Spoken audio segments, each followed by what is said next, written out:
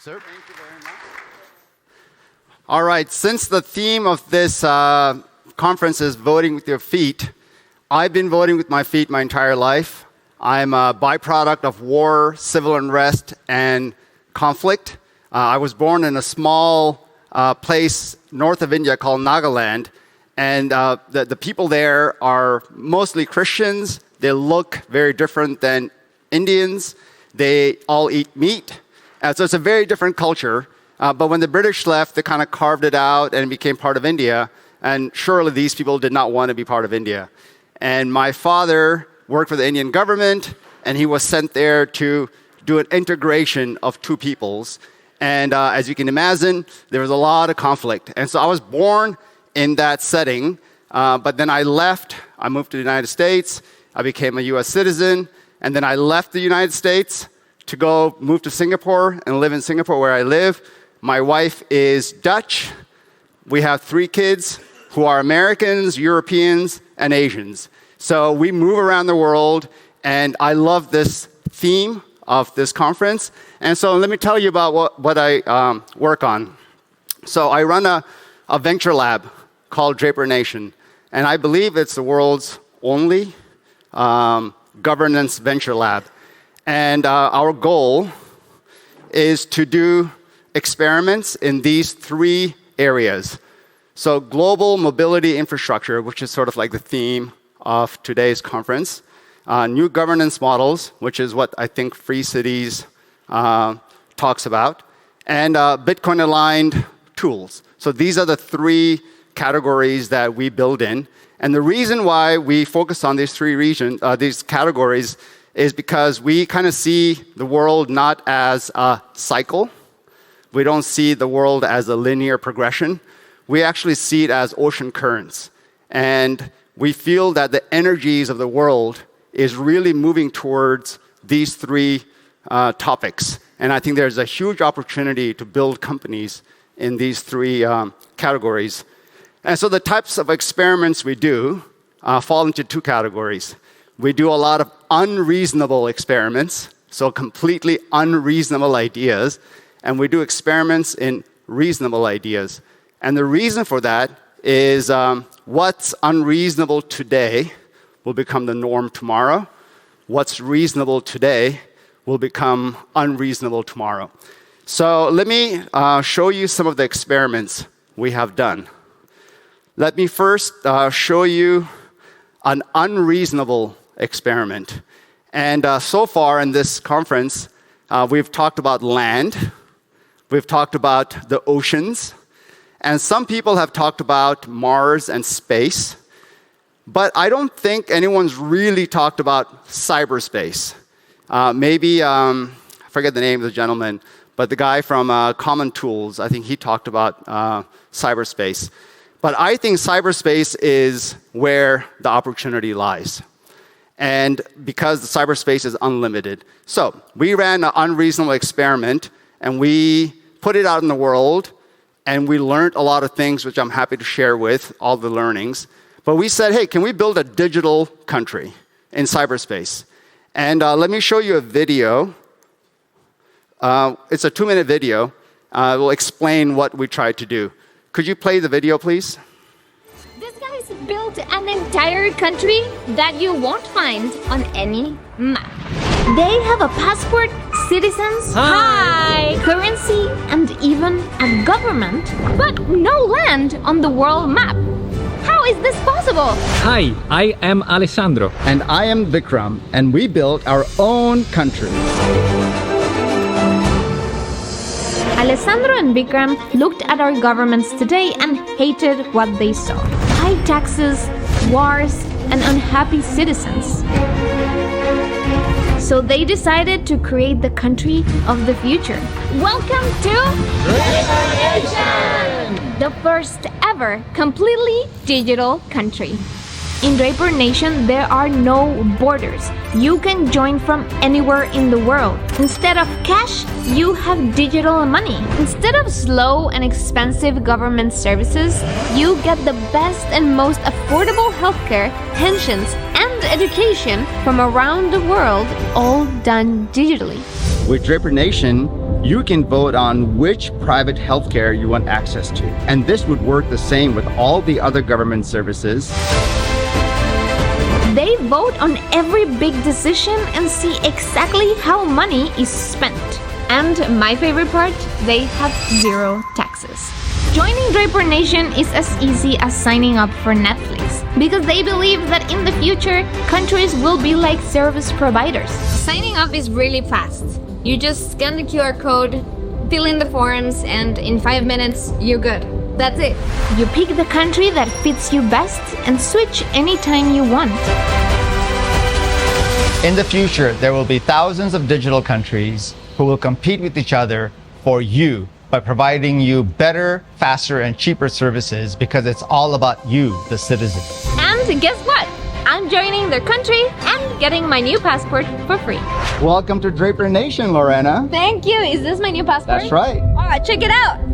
I'm a new citizen. Woo! Draper Nation started just 6 months ago and already has 14 embassies around the world and 1,000 citizens. What makes Draper Nation unique is that the passport is based on your merits and your participation versus traditional governments where the passport is based on where you were born. By 2028, they want to reach 500,000 citizens. We believe in the future there will be a United Nations of digital countries. And do you think you will ever join the UN? Yes, possibly, why not? This is not science fiction. This is happening now in 2024.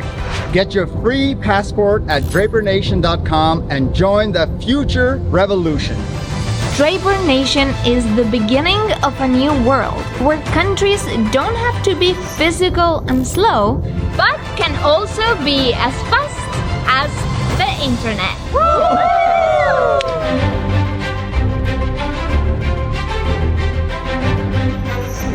All right, I haven't seen that video in a long time, but this was an unreasonable experiment, and we had a sign-up of 100,000 people. We issued 50,000 passports to people, and the other 50,000 are on hold because we went back to the drawing board and we learned a lot of things. And we realized that, okay, here's the learnings. Number one, is it possible to build a digital nation? I think yes, because 100,000 people wanted to be part of it. 50,000 people got passports. So I think it's possible. Do you need blockchain to build it? I think the answer surprisingly was no. And this was an interesting learning because I have been talking to a few of you who are sort of building these micronations, and you keep talking about blockchain, and I'm happy to talk to you about why you don't need the blockchain to build a micronation in cyberspace. I think just use Bitcoin and you're good to go. I think the blockchain for passports or transactions actually is more difficult, more expensive, and builds less trust. So we can talk about that in detail later. And the other thing we learned about this experiment was it's going to take at least 50 years to build a cyber virtual nation that has sovereignty, that has trade agreements with other countries, that has government services that will be recognized and bought by people around the world. But 50 years is not a very long time. And so we came back to the drawing board and said, okay, what are the tools we need to build today, the Lego blocks, to build a virtual country in the future? Because I feel that that's our mission in the company, is to eventually one day build a virtual country that has sovereignty. And if you look at the Montevideo Convention, the main tenet, main pillar is that you need to have a defined territory. And I'm not a lawyer, but I wonder if the territory can be in cyberspace, if it doesn't have to be in land or in sea. Is it possible to claim that this territory can be in a cyberspace jurisdiction? That's a question mark. We don't know the answers, but I think it's an endeavor worth exploring. What's next? Okay, so the Lego blocks we're building to eventually one day build a digital country is tools that are applicable today for everyday use. And in the spirit of moving with your feet or voting with your feet, we're building a company called Zera, which is essentially in the realm of global mobility. It's a tech-forward, product-forward platform where you can get residencies around the world. And if you look at the Venn diagram of residencies, I think there's a few people here in that space. The Venn diagram is there's a services component, which is sort of consulting. And I think a lot of people fall into that Venn diagram of being a consulting services company that are either premium or not premium. But I think in the tech-forward, product-forward space, in the axis, there's really not a lot of companies who exist. And there are some companies trying to build in that space. So I think there's a huge opportunity to build businesses in that sphere where it's very tech-forward. So we have, so there's about 73 global citizens today who move around the world. And I think that's the audience that we're trying to build for. And our goal is that by 2035, we want to serve about 1 million global citizens, people like me. And one of the tools we have built, which is actually very exciting, you're welcome to check it out. I think it's the only AI tool that exists where you can just put in a few prompts like, where do you want to move? How old are you? What's your income? And the AI, the engine, spits out all the countries that are actually suitable for you, and it gives you the reasons why. It's not an Excel-based database. There's actually a model behind it, and it's very sophisticated. It's a little slow because it's doing a lot of calculations, but I encourage you to check it out. I think it's the only such tool in the market, and we want to build a lot of tools like this, or the Lego blocks. The other project that we are not building in-house, but it's built by my colleague Alessandro, who I think was the youngest Italian lawyer in history, something like that. He's a very smart guy. And he has built a golden visa fund for Portugal, where you hold Bitcoin in Portugal and you go through the golden visa process.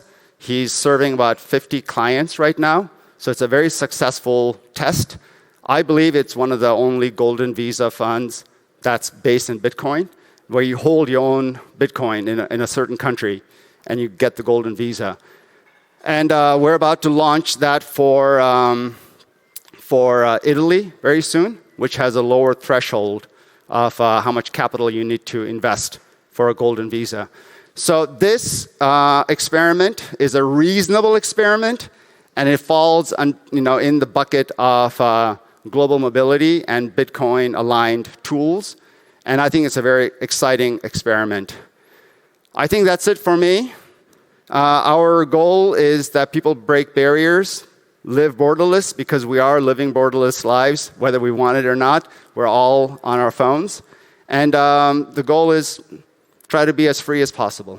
Thank you very much.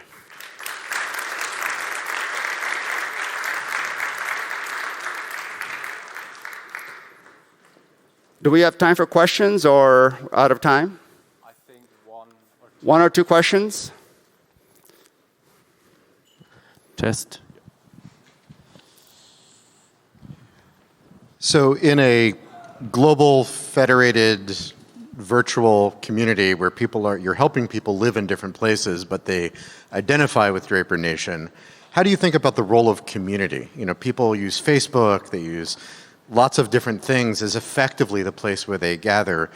How do you think about that in terms of the services that you provide to the citizens to enable them to feel more connected to the virtual digital state? Well, I think community is the heart of any micronation, whether it's physical or digital. I would say there are the definition of a nation could be said it's a community of people who align with a certain identity. That could be the description of a nation. So I think a community is everything. And so with Draper Nation, it was interesting to see the types of people who aligned and came on board and became citizens. And these were people who are exactly want to break barriers, live borderless lives, be free. They're very entrepreneurial. They want to build businesses. And so I think that community is, essentially this community. And, of course, we're biological beings and we need to come together and eat and have, comforts. But we had embassies around the world where people congregated. So in short, community is the foundation of any micronation. But not right now an IT roadmap to be creating Reddit, Facebook, Quora type ways for them to engage wherever they live. Not right now. Well, so Draper Nation is just an experiment. It's not a real country. It's an experiment. And instead of us researching by reading papers, and we actually put something out there. And that's how we're getting feedback. Thank you. Welcome. Any other questions? Yeah, I just wanted to know why would you say that about the blockchain developers for using blockchain technology for micronations or digital nations or any other sort of community project? Why would you advise not to go there? How did you end up in that conclusion? Well, I was half kidding and trying to be a little controversial, but I think the idea is still valid in the sense that for things like issuing a passport, you don't necessarily need the blockchain to do that. For transactions, you don't necessarily need to have the blockchain. You don't need to issue your own token, build your own infrastructure to do that. So in essence, I think the main question is if you want to build trust, how do you do that? Is the blockchain the best way to build trust? And maybe that's where I'm questioning the idea. All right, it looks like my time is up. Thank you very much.